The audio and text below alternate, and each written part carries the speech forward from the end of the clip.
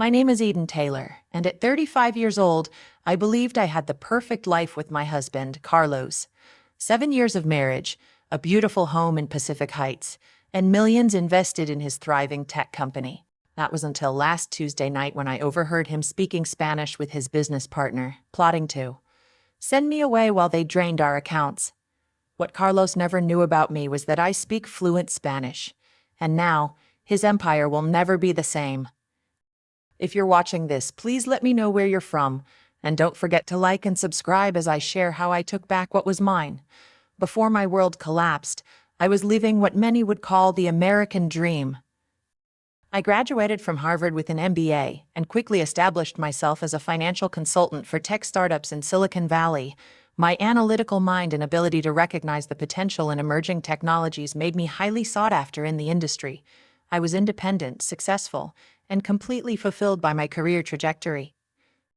Everything changed when I met Carlos Mendoza at a tech conference in San Francisco 8 years ago. I was there representing a client, and he was showcasing his startup, TechVista, a small but promising software company specializing in artificial intelligence and data analytics. Our eyes met across the crowded exhibition hall, and there was an immediate connection I had never experienced before. Carlos was 38 at the time, tall, with dark eyes that seemed to look right through me. His charisma was undeniable. Born to Mexican immigrants, he embodied the perfect blend of ambition and charm that made everyone gravitate toward him. When he spoke about his vision for technology that could transform businesses, his passion was contagious. I found myself lingering at his booth long after my scheduled meeting had ended.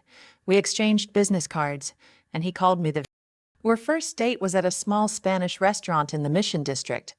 I remember how he ordered for both of us in perfect Spanish, impressing me with his cultural knowledge and confidence. That night we talked until the restaurant closed, discussing everything from market trends to our favorite books. There was an intellectual compatibility between us that felt rare and precious. Our courtship was a whirlwind: weekend trips to wine country, late nights discussing business strategies, and countless moments when I felt I had finally met someone who understood both my mind and my heart. After 6 months of dating, Carlos proposed during a sunset sail on San Francisco Bay. The ring was a family heirloom from his grandmother, a stunning emerald surrounded by diamonds. Our wedding was nothing short of spectacular. We chose a vineyard in Napa Valley with 300 guests, including prominent figures from Silicon Valley. I wore a custom Vera Wang gown, and Carlos looked dashing in his tailored tuxedo. When we exchanged vows, I truly believed we would be together forever, building our empire side by side. At that time, TechVista was still finding its footing in the competitive tech landscape. The company had innovative ideas but lacked the capital to scale. Carlos had been funding it largely through small investor rounds and his personal savings. After lengthy discussions about our future, I decided to invest in his vision. I used $2 million from my family inheritance and personal savings to help TechVista expand. The money allowed Carlos to hire top talent, upgrade infrastructure, and accelerate product development. It was a significant amount, representing most of my personal wealth, but I believed in Carlos and his dream. The investment came with the understanding that I would have a stake in the company and a say in major decisions. Tax. With the influx of capital, we purchased our dream home in Pacific Heights, a stunning 4,000-square-foot Victorian with panoramic views of the San Francisco Bay. The house cost us $35.50 million, but with TechVista growing, it seemed like a solid investment in our future. We spent months renovating it to perfection, creating a showcase home we were proud to entertain in. Those early years were magical.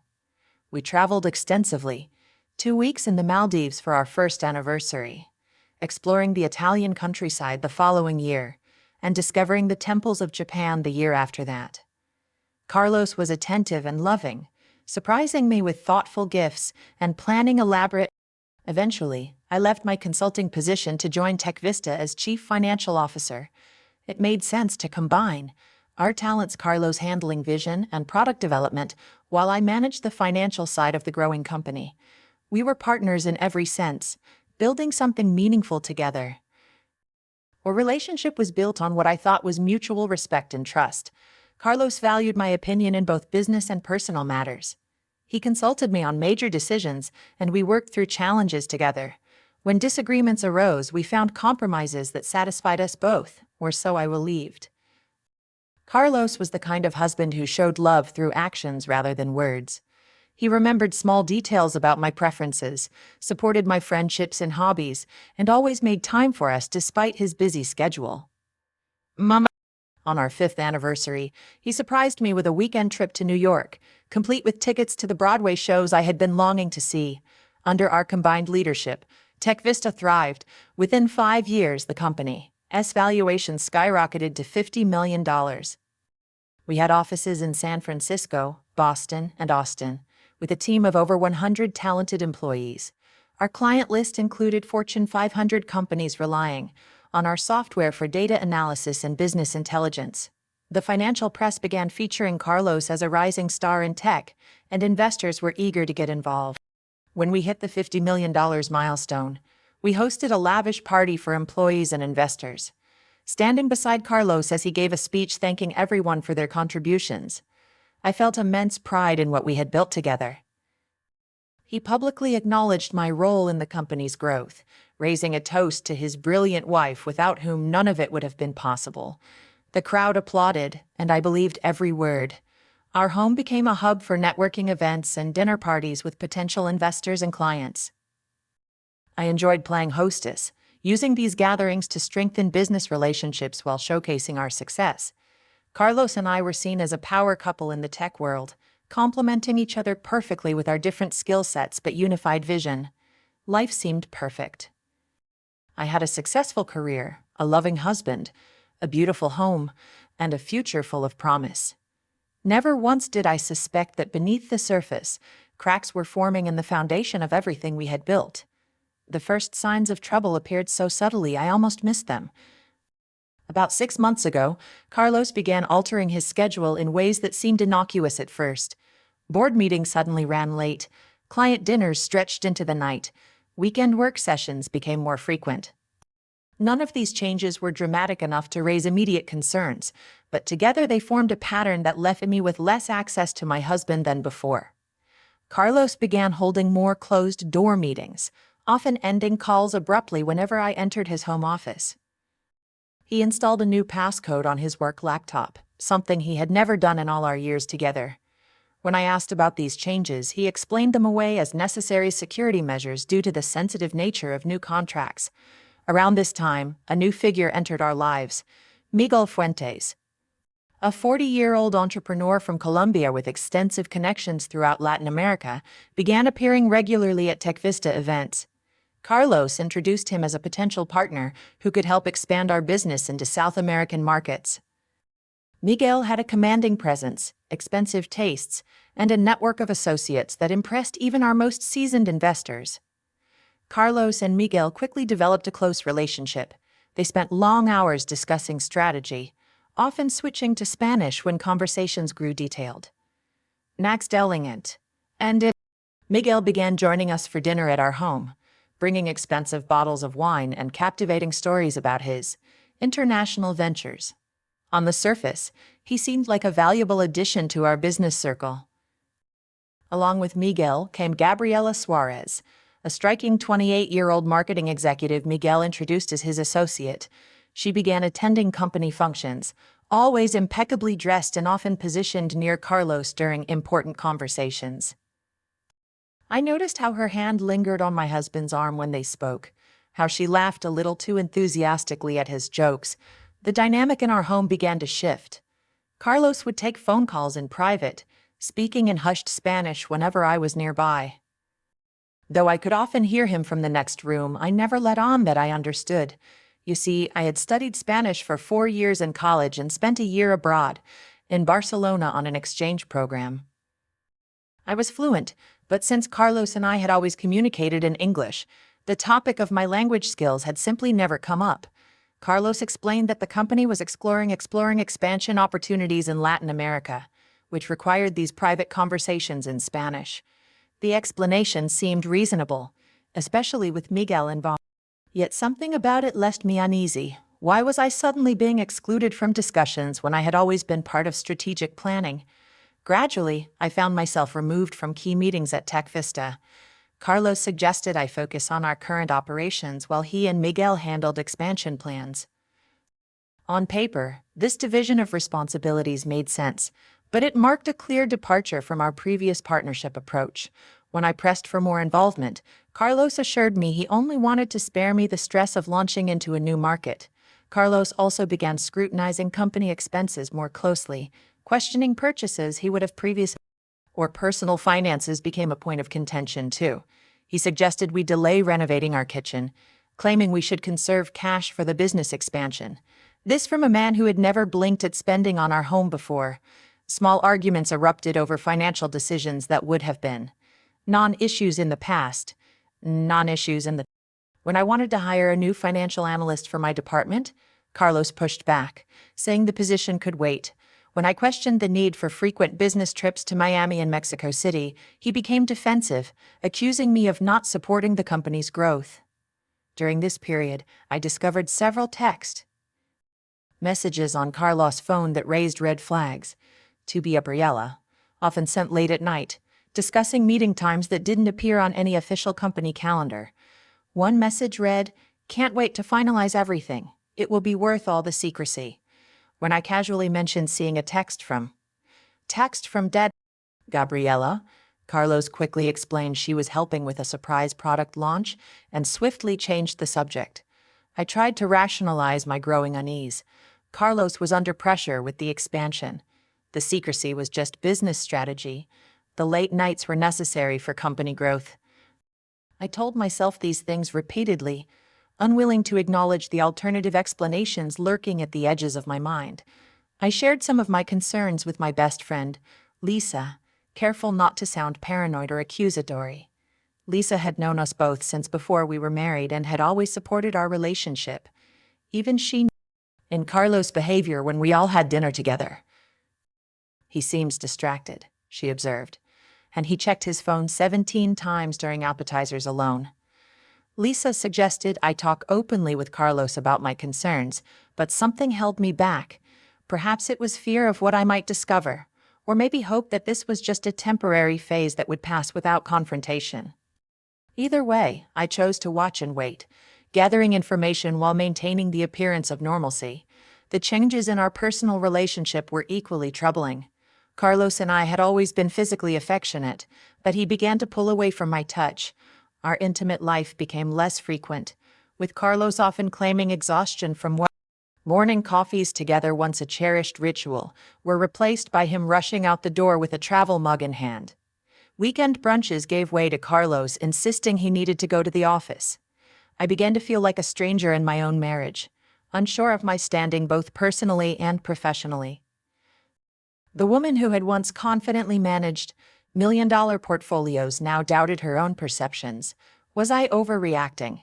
Was this simply the natural evolution of a business-focused marriage, or was something more sinister unfolding right before my eyes? The night that changed everything began innocently enough. Carlos had arranged a dinner party at our home for Miguel and several potential investors from Mexico City. I spent the day preparing, ordering catering from an upscale restaurant and arranging fresh flower displays throughout the house. I wanted everything to be perfect, perhaps subconsciously hoping a successful evening would restore some sense of normalcy to our increasingly strained relationship.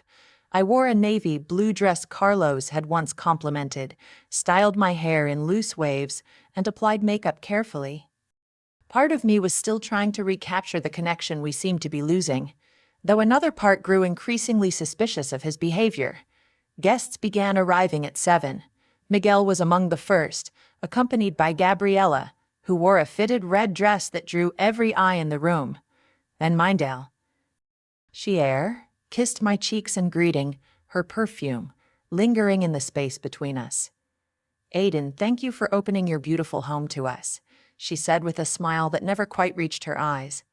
Throughout the evening, I played the role of perfect hostess, refilling wine glasses, facilitating conversations, and carefully observing the dynamics around me. Carlos and Miguel frequently separated themselves from the main group, huddling in corners for hushed conversations that stopped abruptly when others approached.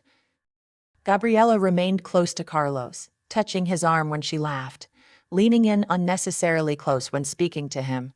I felt like an outsider in my own home, watching a performance where everyone knew their lines except me.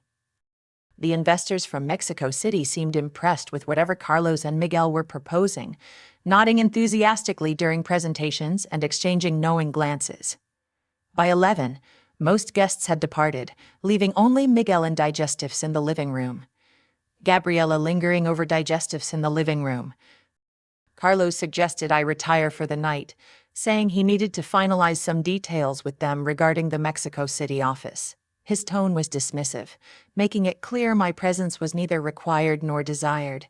Reluctantly, I went upstairs, but sleep eluded me as I listened to the murmur of voices below. Around midnight, I heard Miguel and Gabriella leave. I waited another 30 minutes before deciding to go downstairs for a glass of water, expecting Carlos had gone up to bed.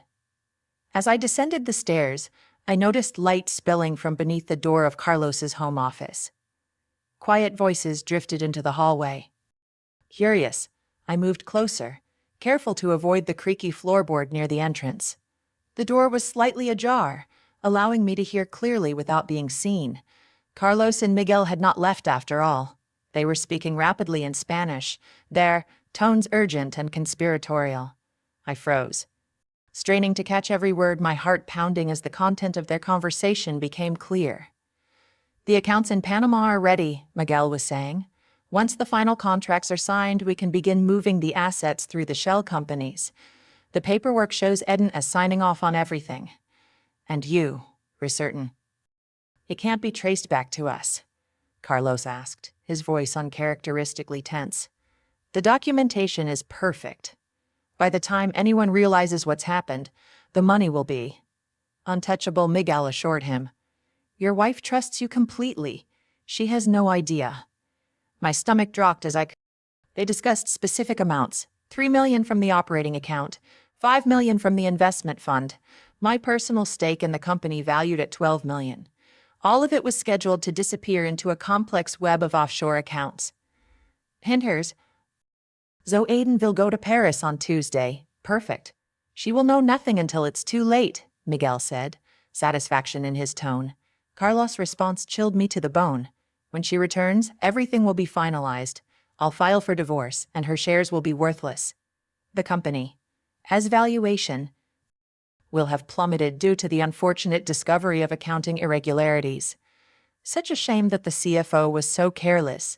They were planning to frame me for financial misconduct while stripping the company of its assets. The betrayal was so complete, so calculated, that I had to press my hand against the wall to steady myself. And Gabriella. She understands her role, Miguel asked. Carlos laughed softly. She's more than ready to play the supportive girlfriend helping me through the difficult divorce. The penthouse in Miami is already in her name. They continued discussing details, the timing of transactions, which board members were complicit, how they would handle potential legal challenges. Each word was another dagger to my heart. The man I loved, the man I had built a life with, was systematically planning to destroy me. I stood frozen outside that door, unable to move as the full weight of the betrayal crashed over me. 7 years of marriage, $2 million of my own money invested, countless hours spent building TechVista into a successful company, all of it about to be stolen by the person I trusted most in the world. The physical sensation was overwhelming. My chest constricted, making it difficult to breathe. My vision narrowed, darkness creeping in at the edges. I felt simultaneously hot and cold, sweat beading on my forehead while chills ran down my spine. This was more than heartbreak. This was devastation. Somehow I managed to retreat upstairs silently before they could discover my presence. I slipped back into our bedroom, locking the door behind me. Only then did I allow the tears to come, muffling my sobs with a pillow so Carlos wouldn't hear when he eventually came to bed. My mind raced through the past 6 months, reinterpreting every unusual behavior, every secretive phone call, every unexplained absence. The pieces fell into place with horrifying clarity. Carlos had been planning this betrayal methodically, perhaps from the moment Miguel entered our lives. I thought about the money I had invested in Tech Vista, my family inheritance representing generations of hard work, my personal savings from years as a financial consultant. I thought about our home, purchased with the understanding that we were building a future together. I thought about the employees who depended on the company for their livelihoods, all of them unknowing pawns in this scheme. As the hours passed, my shock and pain began to transform into something else. A cold, clear anger took root, bringing with it a determination I had never felt before. Carlos had underestimated me. He saw only what he wanted to see, the trusting wife, the supportive partner. He had no idea what I was capable of when betrayed. By the time dawn broke, I had cried all the tears I would allow myself. My eyes were swollen, my throat raw, but my mind was razor sharp. Carlos had made a critical mistake in his perfect plan. He didn't know that I understood every word of his Spanish conversation with Miguel. That single oversight would be his undoing. I heard Carlos stirring in the guest room where he had apparently spent the night. Soon he would come to. Tell me about my Paris trip, playing the role of caring husband while secretly counting down the hours until he could execute his plan. I splashed cold water on my face, concealed the evidence of my sleepless night with makeup, and prepared to give the performance of my life. The game had changed. Machax. Carlos thought he was sending me away so he could destroy everything we had built. Instead, he was giving me exactly the opportunity I needed to save it all. Carlos entered our bedroom at 7:30, freshly showered and dressed in the charcoal suit I had given him for his birthday. His smile was warm and seemingly genuine as he sat on the edge of the bed beside me. "Good morning, beautiful," he said, leaning in to kiss my forehead. "I have exciting news. The Paris office needs someone senior to review their operations next week. I thought you might enjoy spending a few days there." "The flight is booked for Tuesday morning." I widened my eyes, practicing surprise and delight. "Paris. That sounds wonderful. How long would I be there?"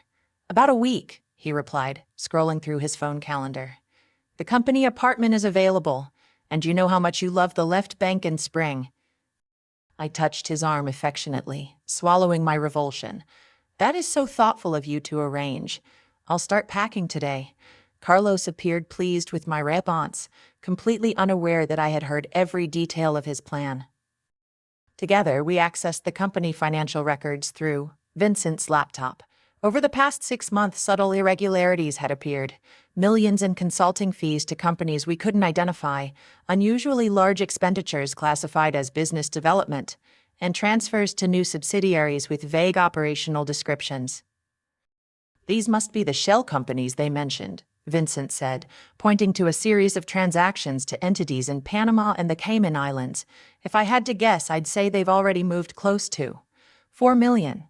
Armed with this information, I returned to Sophia's office. "Yextemix Timonies in Agistus Sophia's." We worked late into the night, preparing documentation for an emergency board meeting and drafting legal motions to freeze company assets if necessary. Sophia also connected me with a forensic accountant who could track the money trail. "What about your personal accounts?" Sophia asked. "If Carlos has access, you need to secure those immediately." I spent the next morning opening new accounts at a different bank, transferring my personal funds, and removing Carlos's access to my remaining assets. I was grateful I had maintained some financial independence throughout our marriage, with investment accounts in my name only. The next crucial step was gathering allies on the board of directors. Tech Vista had a 7-member board, including Carlos and me. I would need at least 3 of the remaining 5 members to support me if I hoped to stop Carlos's plan. I began with Janet Wilson, a venture capitalist who had been one of our earliest investors and had always supported my role in the company. We met for lunch at her club, where I carefully presented the evidence I had gathered. "I always thought you two were the perfect couple," she said, shaking her head in disbelief. "But these numbers don't lie. Count me in your corner, Eden. What Carlos is planning would destroy not just you, but the company so many people have worked to build." One by one, I met with board members, sharing just enough information to secure their support without tipping off Carlos. By Sunday evening, I had 4 of the 7 votes needed to remove Carlos as CEO if necessary. Meanwhile, I hired a private investigator to track Carlos's and Gabriella's movements. Within 48 hours, he provided photographs of them entering and leaving an apartment in Pacific Heights I had never known about, confirming their affair had progressed far beyond professional boundaries. The pain of this visual evidence was acute, but it strengthened my resolve. This was no longer just about saving the company or my financial stake. It was about justice, about not allowing Carlos to profit from his betrayal. Throughout these frantic days of preparation, I maintained a fade of normalcy at home. Mine and shed. I packed for Paris, made dinner reservations at our favorite restaurants, and responded to Carlos' affection with convincing warmth. Each moment was an exercise in self-control. Each smile, a masterpiece of dissection. The stress was enormous. I lost 5 pounds in 4 days, barely able to eat as I worked around the clock to counter Carlos's plan. Sleep came in short bursts, my mind constantly racing with details that needed attention, but beneath the exhaustion and anxiety was a growing sense of empowerment. I was fighting back, reclaiming what was rightfully mine. Monday night, our last evening before my supposed departure, Carlos took me to Gary Danko, the restaurant where we had celebrated our first anniversary. He ordered champagne, toasting to our success and future together. He gave me a platinum bracelet, claiming it was a gift to remember him by while I was in Paris. And I accepted it with appropriate gratitude, knowing that in his mind this was not a gesture of love but a final payoff. The last gift before the betrayal. The irony was almost unbearable. "I will miss you," he said, reaching across the table to take my hand. "It will be a busy week here, but I'll be counting the days until you return." I smiled, squeezing his hand in return. "I have a feeling this trip will change everything for us." Carlos nodded, interpreting my words as I intended, completely unaware of their true meaning. "I believe you're right about that," he replied, raising his glass once more. That night, as we lay in bed together for what would be the final time, I stared at the ceiling, thinking about the journey that had brought us here. Day. How had the man I loved so deeply become capable of such calculated betrayal? Had he ever truly loved me, or had I simply been a convenient stepping stone for his ambitions? These questions had no satisfying answers. What mattered now was not the past, but the future I would forge for myself from the ashes of this marriage. As Carlos drifted to sleep beside me, I silently vowed that tomorrow would mark the beginning of that new future. The final pieces of my counter-strategy fell into place in the early morning hours. Vincent confirmed that the emergency board meeting was set for 2 o'clock the following afternoon, precisely when Carlos and Miguel planned to sign their final agreements. Sophia had prepared all necessary legal documents. The forensic accountant had traced the money trail and identified which accounts needed to be frozen. Everything was ready. All that remained was for Carlos to drive me to the airport, believing he was sending me away while he executed his plan. Instead, he was about to face the consequences of underestimating the woman he had married. Tuesday morning arrived with a sense of surreal calm. And I finished packing my suitcase with clothes I would never wear in Paris, carefully selecting outfits appropriate for the board meeting later that day. Carlos watched from the doorway, occasionally checking his watch, barely concealing his impatience to get me to the airport and begin executing his plan. "Do you have your passport?" he asked, his concern for my travel preparations a perfect mask for his true intentions. "Right here," I replied, patting my handbag while maintaining my own fade of an excited traveler. "And all my travel documents are loaded on my phone."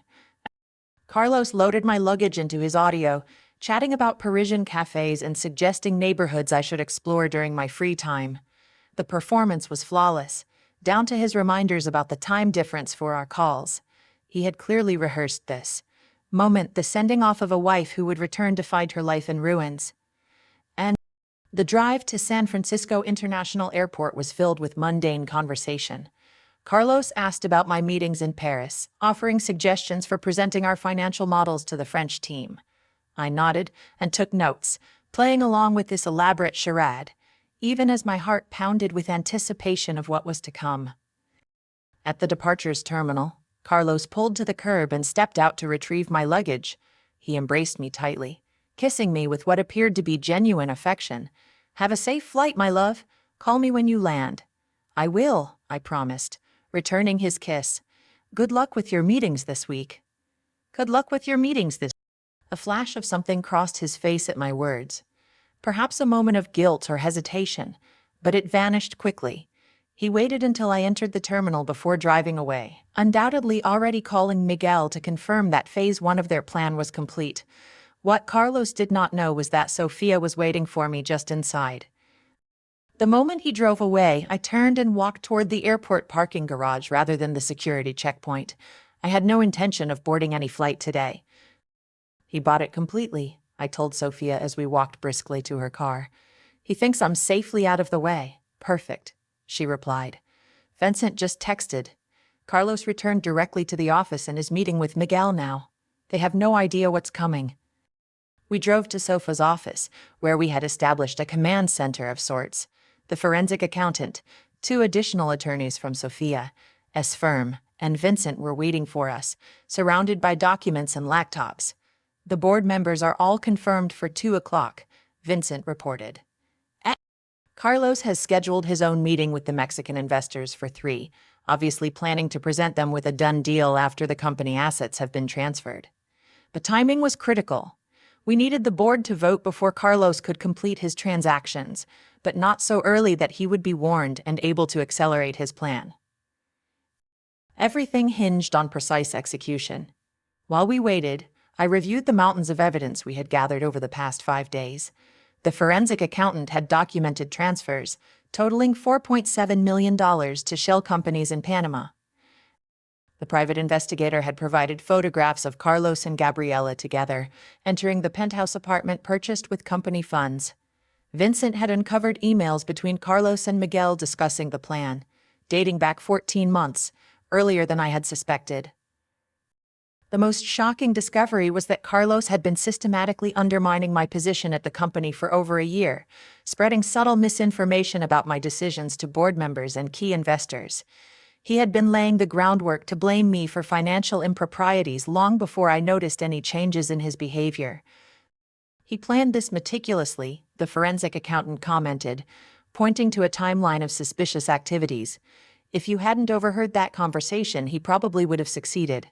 The realization that Carlos's betrayal extended so far back was another blow to my already shattered heart. Were anniversary celebrations, birthday gifts, romantic getaways, all had occurred while he was actively plotting against me. The depth of his deception was almost incomprehensible. At 1:30, we gathered our materials and headed to the Tech Vista offices. Vincent had arranged for us to enter through a side entrance, avoiding the main reception area where we might be seen. We set up in the small conference room adjacent to the main boardroom, waiting for all board members to arrive before making our entrance. Through the wall, we could hear Carlos and Miguel arriving, greeting board members with casual confidence, completely unaware of what was about to unfold. Their voices were animated as they discussed recent developments and market opportunities, no doubt setting the stage for the announcements they planned to make. At precisely 2 o'clock, Janet Wilson, our ally on the board, called the meeting to order. Carlos began his prepared remarks, outlining the tremendous growth opportunities awaiting Tech Vista in Latin American markets. He spoke of strategic partnerships, innovative technologies, and unprecedented returns on investment. As he reached the portion of his presentation addressing the financial restructuring that would facilitate this expansion. Before we continue, I believe we have some additional attendees who should join us for this discussion. That's now our cue. Vincent opened the connecting door and our group filed into the boardroom, the expression on Carlos' face as he saw me enter will be forever etched in my memory, a mixture of shock, confusion, and the first flickers of fear. "Aiden," he stammered, recovering quickly. "What are you doing here?" "Your flight." I smiled calmly, placing my portfolio on the table. "I decided this meeting was more important than Paris. Please continue with your presentation. I'm particularly interested in the financial restructuring you were about to discuss." Miguel had gone pale, his eyes darting between Carlos and me. clearly trying to assess how much I knew and what threat I posed to their plan. Carlos attempted to regain control of the situation, his voice taking on a condescending tone. Eden, this is a complex strategic discussion. We can catch you up later. Perhaps you should rest after your canceled flight. Janet Wilson intervened. Actually, Carlos Eden has requested this emergency board meeting to address serious concerns about company finances and leadership. As chairperson, I have granted that request. Carlos looked around the room, suddenly realizing the situation was slipping from his grasp. What is this about? If there are concerns, I should have been notified in advance. $1 million transferred to Meridian Holdings in Panama, I asked, my voice steady despite the adrenaline coursing through me. Or the way I was informed about the plans to devalue my shares while I was supposedly in Paris. The color drained from Carlos's face. Miguel stood abruptly, gathering his papers. This appears to be a personal matter between you two. Perhaps we should reschedule the business discussion. Sit down, Mr. Fuentes, Sophia commanded, her lawyer persona in full force. Your involvement in this matter is well documented, and attempting to leave now could be interpreted as consciousness of guilt. Miguel sank slowly back into his chair, exchanging a panicked glance with Carlos. The other board members looked confused and concerned, waiting for an explanation. I opened my portfolio and began distributing documents to each person at the table. What you have before you is evidence of a systematic attempt to defraud Tech Vista of its assets, transfer intellectual property to shell companies, and leave the original company as an empty shell, all while laying the groundwork to blame these activities on me. For the next 45 minutes, I methodically presented our findings with the precision and clarity I had developed during my years as a financial consultant. The forensic accountant provided detailed analyses of the suspicious transactions. Vincent outlined the operational changes designed to exclude me from decision-making. Sophia explained the legal implications of the forged documents bearing my signature. As the presentation continued, Carlos attempted several times to interrupt, each excuse more desperate than the last. This is a misunderstanding. These were preliminary explorations only. The transactions were temporary measures for tax purposes. When I played a recording of a phone call between Carlos and Miguel discussing how they would frame me for financial misconduct, his final defense crumbled. The private investigator had legally obtained this recording from a source within Miguel's organization, someone who had become concerned about the ethical implications of their activities. I think we've heard enough, Janet said when the presentation concluded. As chairperson, I call for an immediate vote on the temporary removal of Carlos Mendoza as Chief Executive Officer, pending a full investigation of these allegations. The vote was unanimous, with Carlos abstaining and my vote not needed for the majority. Security personnel were called to escort Carlos and Miguel from the building, their access to company systems immediately revoked. As they were being led out, Carlos turned to me, his expression a mixture of rage and disbelief. You set me up. You planned this all along. I met his gaze steadily. No, Carlos. I simply learned from the best. You taught me everything I needed to know about betrayal. With Carlos and Miguel removed, the board turned to the immediate steps needed to stabilize the company. I was named interim CEO, with Vincent as coup and expanded authority. Emergency measures were implemented to freeze suspension. A press statement was drafted to address any market concerns once the news became public. The meeting continued late into the evening as we developed strategies to mitigate damage and reassure employees, clients, and investors. Through it all, I maintained my professional composure, focusing on solutions rather than dwelling on the personal devastation. It was nearly midnight when I finally returned home, our home that now felt like a museum of lies and broken promises. I walked through the silent rooms, touching photographs from happier times, wondering if any of it had been real. In our bedroom, I began removing Carlos's things from the closets and drawers, packing them into boxes with mechanical efficiency. Each item carried memories, now tainted by the knowledge of his betrayal. The watch I had given him for his birthday, the sweater he wore on our trip to Napa, the collection of cufflinks I had added to each Christmas. As I worked, the emotional weight of the day finally caught up with me.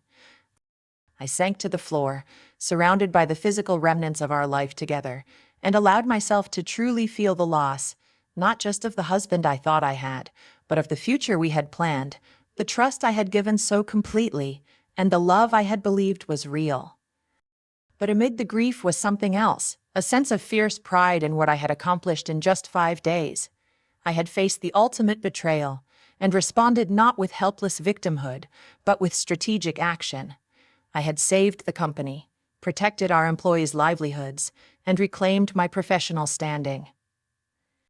Carlos had underestimated me in the most fundamental way. He had seen me as an accessory to his success, rather than a capable, intelligent woman in my own right. That miscalculation had been his downfall. As dawn broke over San Francisco, I showered and prepared for my first day as TechVista CEO. There would be challenges ahead, legal battles, rebuilding trust within the organization, establishing new leadership. But for the first time since overhearing that fateful conversation in Spanish, I felt ready to face whatever came next. Carlos had intended to send me to Paris so he could dismantle everything we had built. Instead, he had given me the opportunity to save it all and discover my own strength in the process. 1 week after the emergency board meeting, we scheduled a company-wide assembly to address the dramatic leadership changes at TechVista. Rumors had been swirling, despite our best efforts to control the narrative. Employees were understandably concerned about their jobs, the stability of the company, and what these changes meant for their futures. The morning of the assembly, I arrived at the office early to prepare.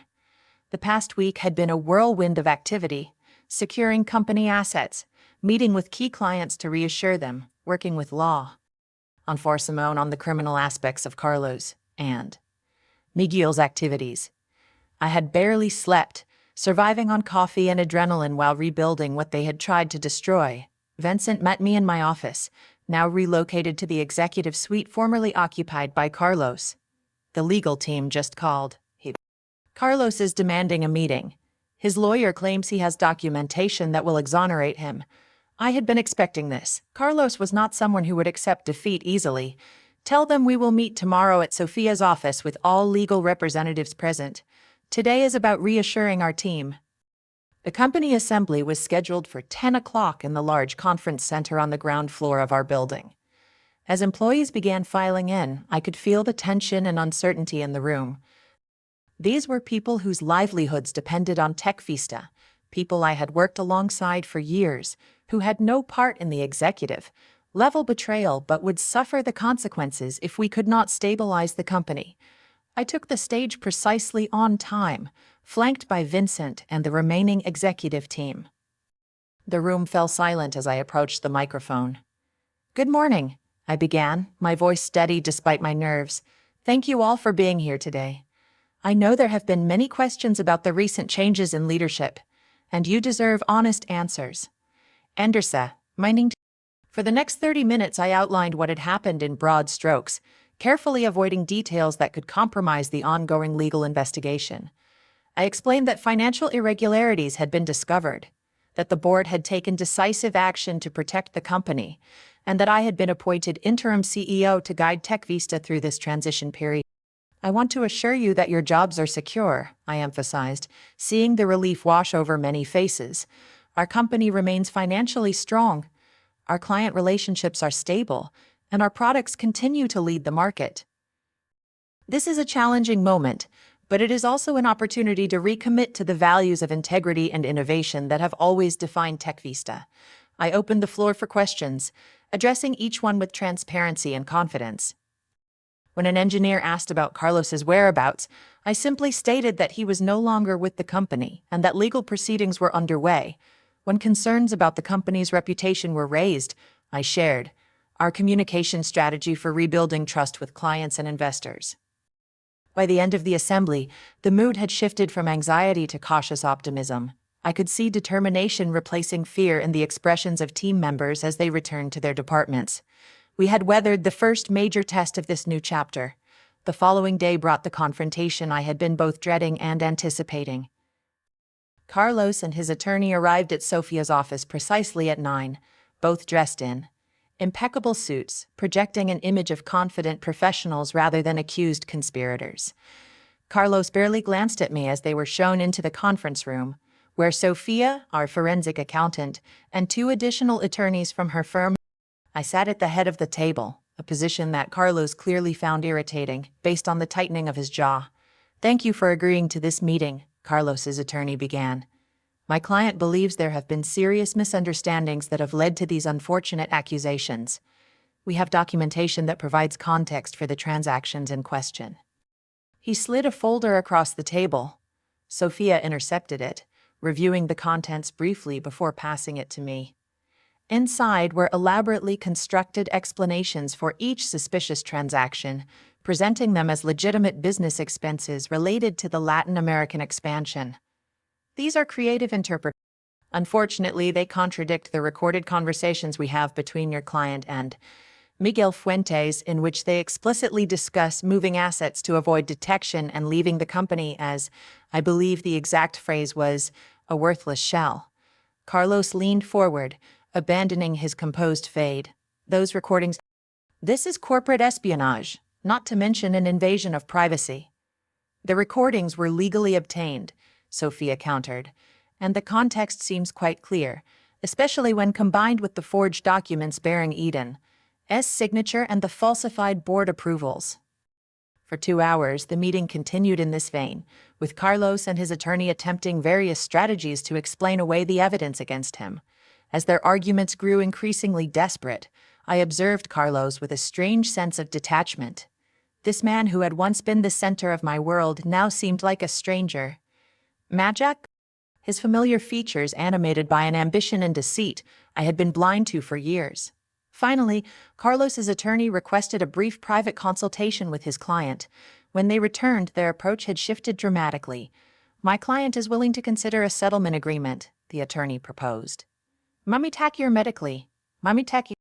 He would relinquish all claims to Tech Vista in exchange for a financial package and mutual non-disclosure agreements. Sophia and I exchanged glances. We had anticipated this pivot and were prepared. "We are not interested in a settlement at this time," Sophia responded. "The board has authorized full cooperation with law enforcement regarding the attempted fraud, money laundering, and identity theft aspects of this case.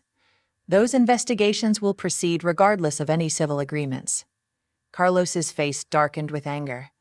"You are making a mistake, Eden. You cannot run Tech Vista without." The clients came because of my relationships. It was the first time he had addressed me directly, and I met his gaze without flinching. "That may have been true once, Carlos, but things change. The board has full confidence in my leadership. Our major clients have all confirmed they will continue working with us. And the investors, they prefer a CEO who does not embezzle company funds." "This is not Vor," he threatened, standing abruptly. "You have no idea what you are up against." I remained seated, maintaining the calm demeanor that had become my armor. "Actually, I do. I am up against a man who underestimated his wife so completely that he didn't even know she spoke Spanish. A man who thought she would meekly board a plane while he stole everything she had worked for. That is not a particularly intimidating opponent." Carlos stormed out, his attorney hurrying after him with mumbled apologies. When the door closed behind them, I exhaled slowly, releasing the tension I had been holding throughout the confrontation. "You handled that perfectly," Sophia said, squeezing my shoulder. "He came expecting to intimidate you, and you completely flipped the script." The weeks that followed brought a cascade of legal proceedings. Criminal charges were filed against Carlos and Miguel for wire fraud, money laundering, and conspiracy. Gabriela was charged as an accessory. Civil lawsuits were initiated to recover the misappropriated funds. Immigration authorities became involved due to the... Through it all, I focused on rebuilding Tech Vista. I implemented new financial controls to prevent similar vulnerabilities in the future. I met personally with our largest clients to restore their confidence. End of Libre. I worked with the board to develop a strategic plan that would guide the company forward under my leadership. 3 months after the confrontation, the board voted to remove interim from my CEO title, officially recognizing my role in saving the company and my vision for its future. We held a small celebration in the office, nothing like the lavish parties of the Carlos era, but meaningful in its authenticity. As I raised a glass to toast our team, I caught sight of my reflection in the window overlooking the San Francisco skyline. I barely recognized the woman looking back at me. Stronger, more confident, unburdened by the need for anyone else's approval. In trying to destroy me, Carlos had inadvertently forced me to discover capabilities I never knew I possessed. The final confrontation came 6 months after that fateful night, when I overheard the Spanish conversation that changed everything. Carlos had agreed to a plea deal to avoid a lengthy trial, and I attended his sentencing hearing, needing to witness this last chapter. He looked diminished in his standard-issued jumpsuit, the charismatic entrepreneur reduced to a convicted felon. When given the opportunity to speak before sentencing, he turned to where I sat in the gallery. "I underestimated you," he said simply. "That was my greatest mistake." The judge sentenced him to 8 years in federal prison for his crimes. As Carlos was led away, our eyes met one final time. There was no love remaining, no hint of the connection we had once shared. But there was something like respect in his gaze, a reluctant acknowledgement of the adversary who had bested him at his own game. Outside the courthouse, reporters clustered with questions about the case and its impact on Tech Vista. I answered briefly, emphasizing that the company had emerged stronger and more transparent. "Any message for your ex-husband?" one reporter called out as I was leaving. I paused, considering the question. "Just this. Gracias por la lección. Thank you for the lessons." Walking away from the courthouse, I felt the final weight of the past lifting from my shoulders. Carlos was facing the consequences of his actions. Tech Vista was thriving under my leadership, and I was finally completely free of the man who had taught me the most painful and most valuable lessons of my life. 1 year has passed since the day I walked out of that courthouse, leaving behind the final chapter of my marriage to Carlos. Tech Vista has not merely survived the scandal, but flourished under my leadership and the reconstructed executive team. Our valuation has increased to $70 million. We have opened offices in Toronto and London, and our client list includes some of the most prestigious companies in the world. The path to this success was far from smooth. The immediate aftermath of Carlos's arrest brought intense media scrutiny, with business publications dissecting every aspect of the scandal. Competitors attempted to poach our clients during the uncertainty, and some investors initially questioned whether the company could recover from such a public betrayal at the highest level. Those first months required. There were nights I returned to my empty home after 16-hour workdays, too exhausted to eat, wondering if the effort to rebuild was worth it. The emotional toll was equally challenging. Moments when grief would ambush me in the middle of a meeting, forcing me to excuse myself to regain composure in the privacy of my office. The divorce proceedings were mercifully straightforward, given Carlos's incarceration and the overwhelming evidence of his criminal activities. The court had no difficulty determining that his actions constituted the ultimate breach of fiduciary duty in a marriage. I retained our home and all my shares in Tech Vista, though the property now felt too large and too filled with memories for comfort. 6 months after the sentencing, I sold the Pacific Heights house and purchased a smaller, brighter apartment overlooking the bay. The process of downsizing was unexpectedly therapeutic, allowing me to consciously choose which parts of my past to carry forward and which to leave behind. Each item I discarded from our shared life felt like releasing another strand of the web that had entangled me. The healing process was neither quick nor linear. I worked with a therapist who specialized in betrayal trauma, gradually unpacking the complex emotions that accompanied such a profound deception. There was anger, immense, clarifying anger that sometimes woke me in the night.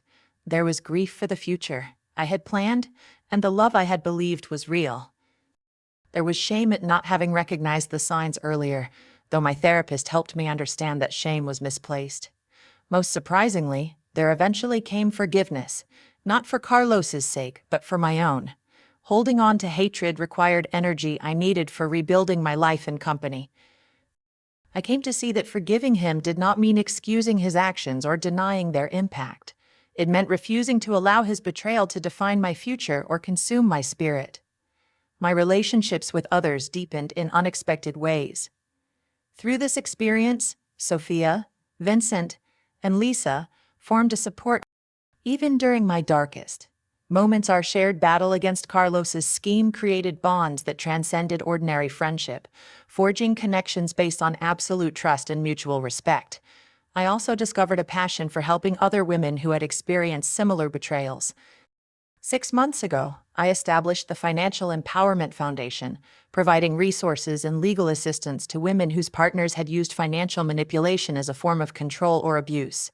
The foundation has already helped 27 women reclaim their financial independence and rebuild their lives. My personal life has slowly blossomed again. I began dating John, a literature professor I met at a charity event 8 months ago. Our relationship progresses cautiously, with an honesty and transparency that feels both foreign and essential after my experience with Carlos. John understands my hesitation to fully trust again and respects the boundaries I have established as we get to. The most profound change, however, has been internal. The woman who once derived her sense of value partly from her successful marriage has been replaced by someone who recognizes her intrinsic worth. I no longer need external validation to feel complete or capable. The crucible of betrayal burned away that dependency, leaving behind a core of self-reliance I never knew existed. TechVista itself has undergone a transformation that mirrors my personal journey. We implemented unprecedented levels of financial transparency with regular independent audits and clear reporting structures, where corporate culture emphasizes ethical business practices above all else, with whistleblower protections and open communication channels at every level of the organization. Carlos himself remains in federal prison, serving his 8-year sentence.